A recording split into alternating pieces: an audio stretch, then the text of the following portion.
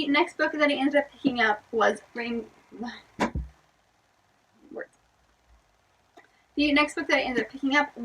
Son by Rainbow Rowell. Oh my gosh, I cannot speak today. Hello everybody, my name is Kelsey and we're about to get very, very nerdy. All of the books that I read in October.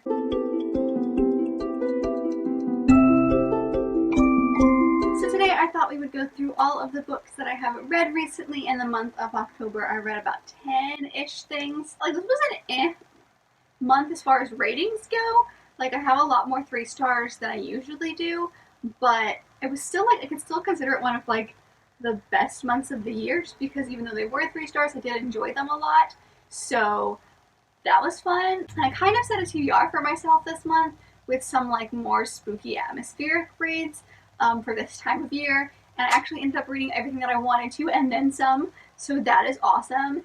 And I'm just really excited and I've had a lot of thoughts on them. So I'm just going to go ahead and go through everything that I read this month. So the first book that I finished this month was Carry On by Rainbow Rowell. I gave this one 4 stars. This one, it took me a while to get into. I didn't love a lot of this world. I felt like really weird. I felt like I was reading Harry Potter fanfiction, honestly.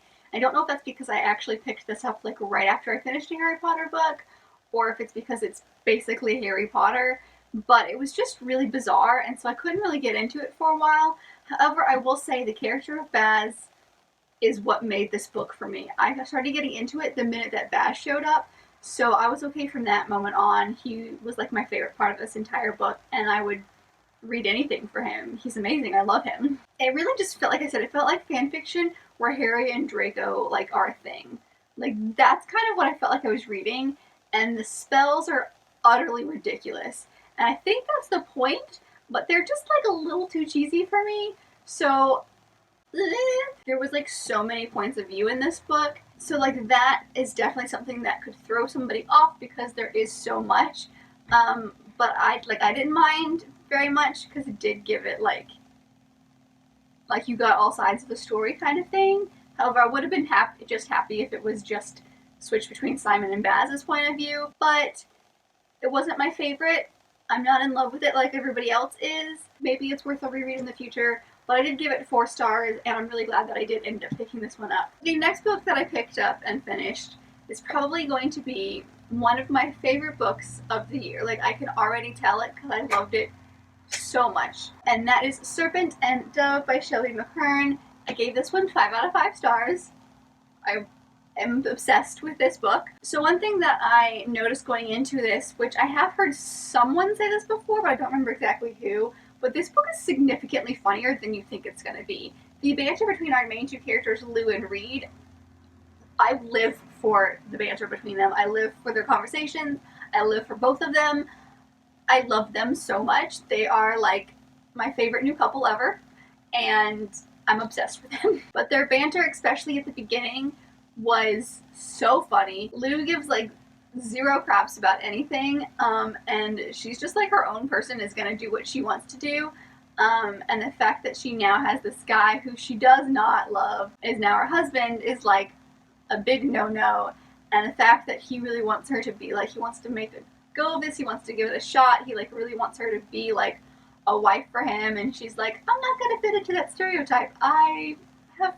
I'm not even sorry. And the fact also that you layer on that he's a witch hunter and she is a witch, just like, there is so much about this world that I just adore. For me, the love story in this book is so believable. I feel like it doesn't come out of nowhere, like it's layered in really, really well. I love the 2 of them. I think they're adorable together. I would say that this to me is not YA. I don't know if it's marketed as a YA or as a new adult, but for me it's definitely more of a new adult book. Because there is, like, especially, like, one scene, there's, like, a very sexy scene in, like, I think, like, halfway through this book. And it's descriptive. So, like, that's not usually what is in YA books. So, like, if you want to read this book, I highly suggest it, but, like, just be wary of that scene. And then, like, the last thing I want to say about this book, which I found super interesting, is the relationship that she writes between magic and religion.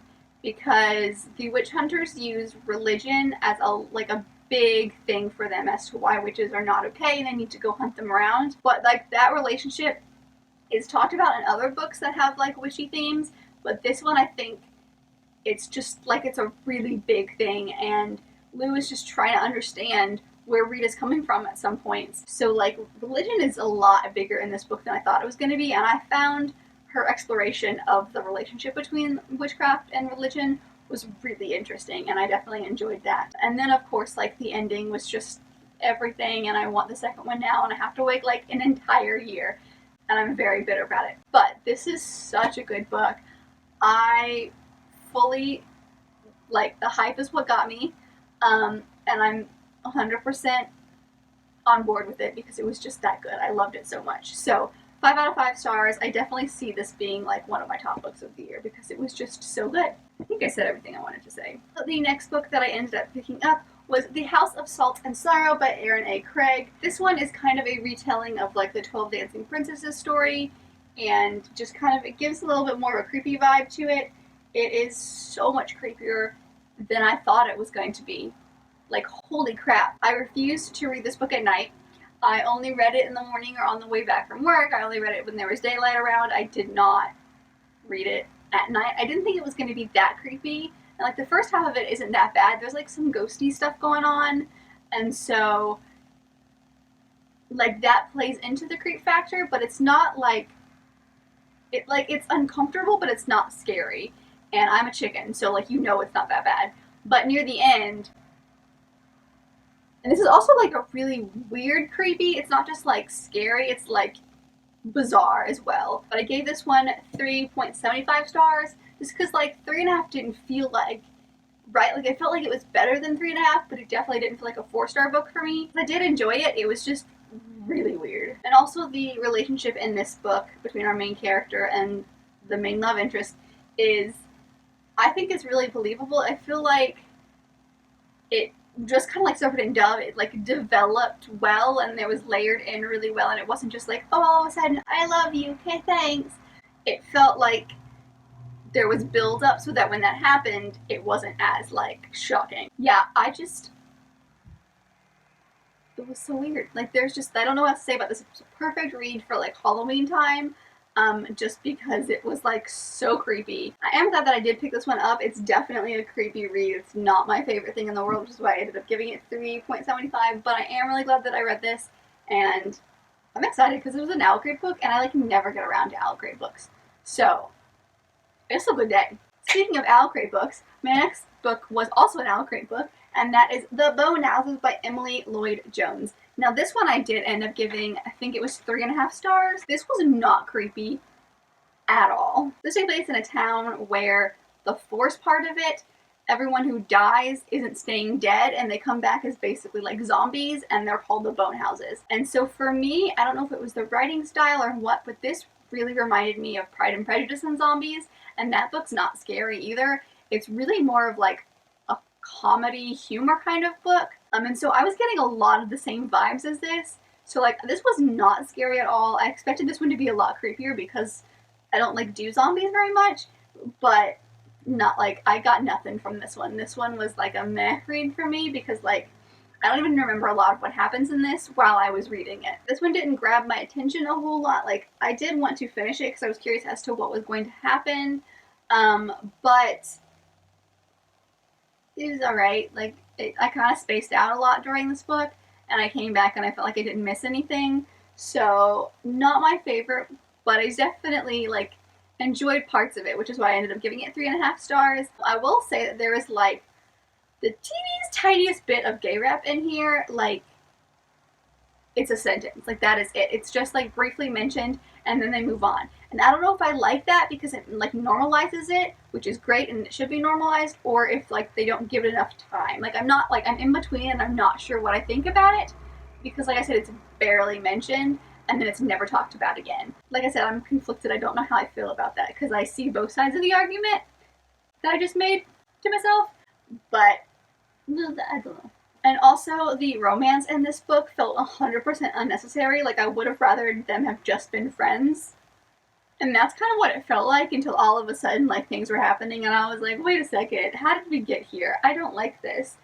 Can we go back to just hanging out and being cool? Because, like, that was cool. They should have just taken that part out, and that would have been fine. But I am glad that I read this, because, like I said, that's 2 Owl Crate books down. it was the right time of the year to read this, but I am glad that I gave it a shot. Just hit myself in the head there. That was fun. So the next book that I ended up picking up was Wayward Son by Rainbow Rowell. This is the second to Carry On. It is significantly smaller, so I was really shocked when I picked this one up and it was like so tiny. I gave this one 3.5 stars. It was less than the first one. I had at least at this point gotten used to the world, so I kind of knew what was going on. But this takes place in America, so we see like the American kind of magic system in this book versus the English UK version and the first one. And it was really interesting the differences because language is such a big part of this magic system that I found it super interesting how like phrases and spells that would have been okay in the UK aren't going to work in the US because of how our language is different and how like our catchphrases and stuff are totally different. There's also a big section of this book where we learn about Baz and we learn about basically vampires. Because, like, Baz doesn't really know a whole lot about his, like, vampires because he doesn't really know any. He wasn't born, he was bitten, so it's like, he has no idea what's going on, and he lives in a house of magic people, and so, like, they don't know anything either. So it was really interesting to see kind of him learning about the vampire world because he has no idea, like, if he's gonna live forever or not. And so, like, it's little things like that that he, like, learns about. So that was really interesting for me. I think that was my favorite. So, yeah, like, I didn't like the story plot line was to me. It was okay. Like it wasn't great and it wasn't terrible, but it was okay. But I am intrigued by what's going to happen in the third one. So when that one does come out, I will end up getting that one and reading it because like there's such a big cliffhanger in this one. So like I need to know what's going to happen. Like this one also was kind of like a meh read. Like I enjoyed reading it and I'm glad that I did it, but I have no like particular feelings either way. It's kind of like a good in the middle situation. So the next book that I picked up was Five Dark Fates by Kintara Blake. This is the fourth and final in the Three Dark Crowns series, and it was a meh ending. I ended up giving this one 3 stars as well. I think I've given the first 2 4 and the third one 5. I just like I don't know what I feel about this. It just kind of felt like a meh ending, and I don't know if that's because I was so obsessed with the third one. The third one was so good to me that I loved it so much, and having coming after that one is really hard. But I felt like nothing happened for a lot of this book, and then all of a sudden things were happening.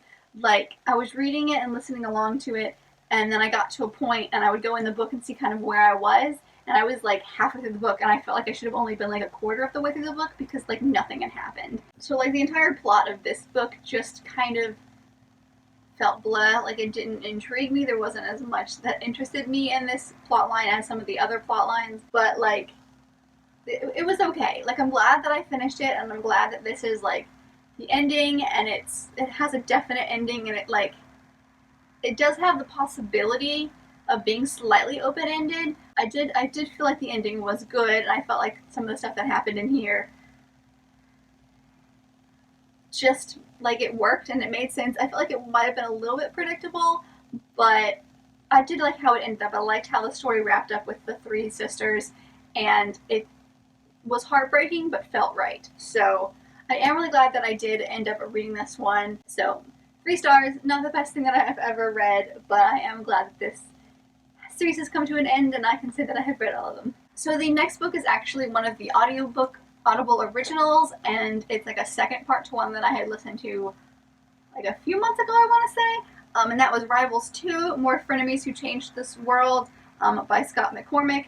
And this is just like a short, like maybe 2-hour long audiobook that follows 4 conflicts basically throughout the world. So I ended up giving this one 5 stars as well. It's just a fun, like, kind of podcasty thing to listen to when you're bored, if you want, and you're interested in that kind of stuff. I think I liked the first one more just because I liked those stories more, but it's very funny. It's full cast recording. You have a narrator, but you've also got all of these people in there that are doing like all of these ridiculous things, and the sound effects are so funny. So like I adored both of these. I wanted to pick up a second one. The first one was so popular that they made a second one, so I'm hoping that they'll make even a third one. Like this would be great. I would love to just continue with this, but there's only 2 out right now, and there's not really a whole lot I can say about this just because it's like very simple, very like mind numbing. Like you don't need to be doing a whole lot and paying attention. Like you don't need to give a lot of energy into listening to them, but I think it's really interesting because it is like a history buff kind of thing.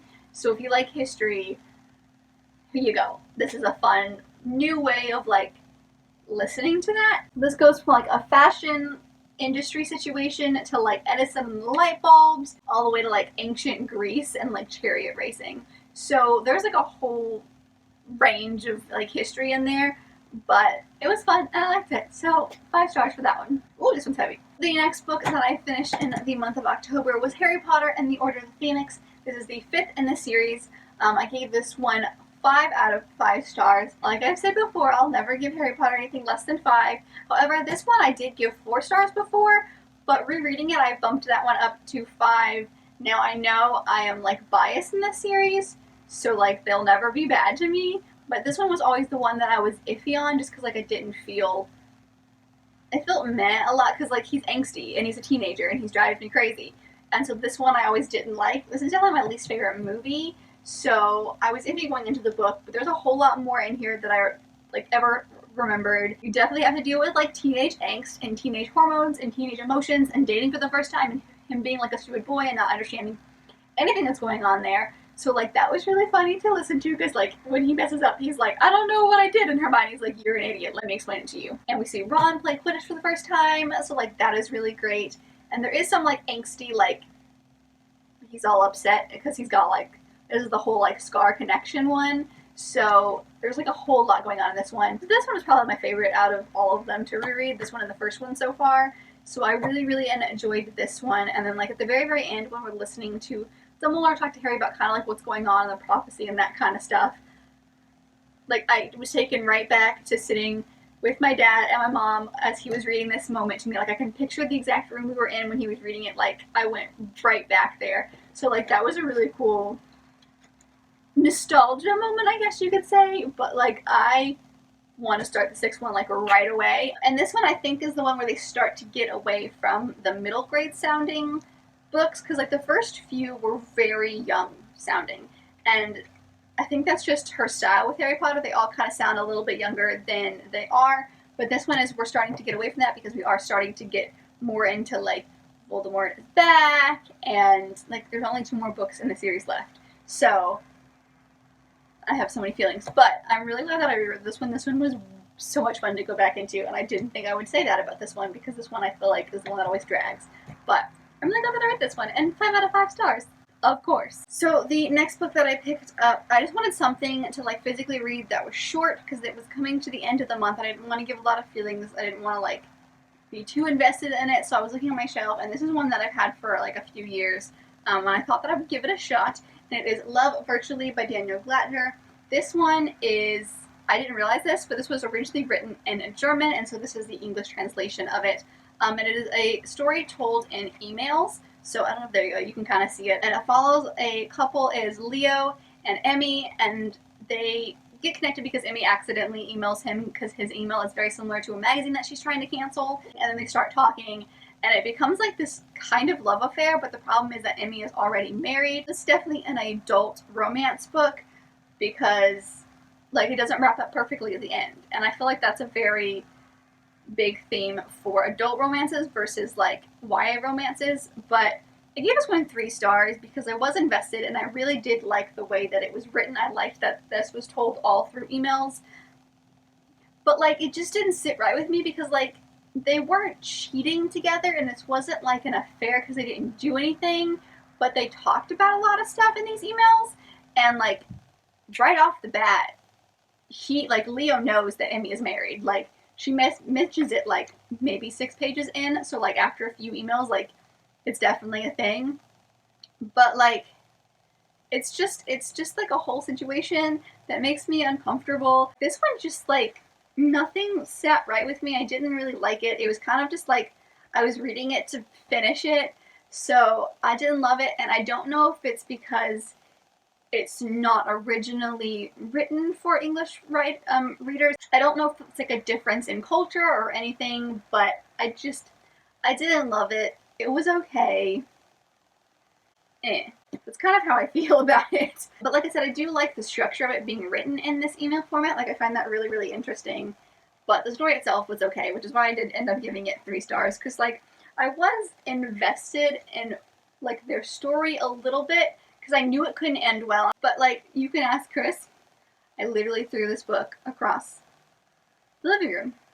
And he's never seen me throw a book before. So that was an experience for him. I'm not upset because I bought this at Goodwill for like $1. So like, I'm not really that upset about it. So those are all of the books that I read in the month of October. Let me know if you've read any of these or what you read. What's your favorite book that you read in the month of October? I would love to know. Let me know down below. But if you like this video, make sure you give this a big thumbs up and subscribe if you want to be part of this awesome growing family we've got going on over here. That's all I've got for you guys, and I'll see you in my next video.